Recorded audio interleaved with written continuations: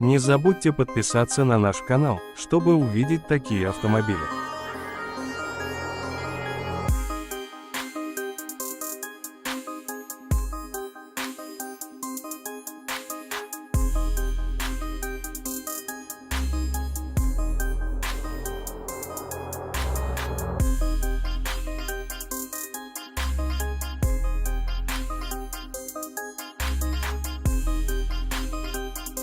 Bugun siz bilan Chevrolet Spark 2026 haqida qisqacha, lekin muhim ma'lumotlarga boy sharh qilamiz.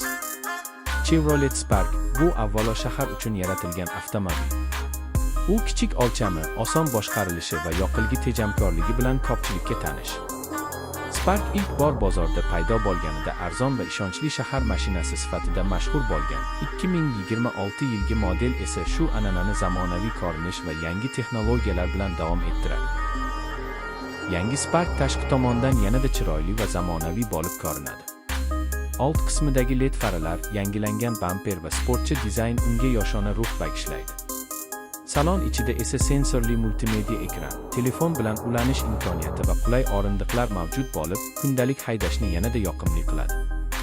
Texnik tomondan Spark 2026 kichik hajmli benzin dvigateli bilan jihozlanadi.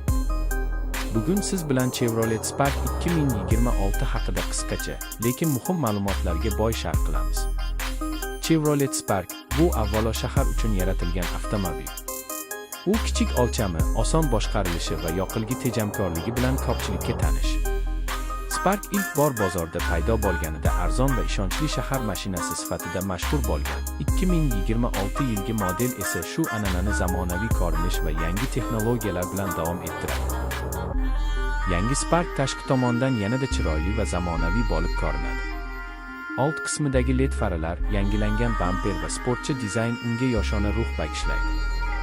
Salon ichida esa sensorli multimedia ekran, telefon bilan ulanish imkoniyati va qulay o'rindiqlar mavjud bo'lib, kundalik haydashni yanada yoqimli qiladi.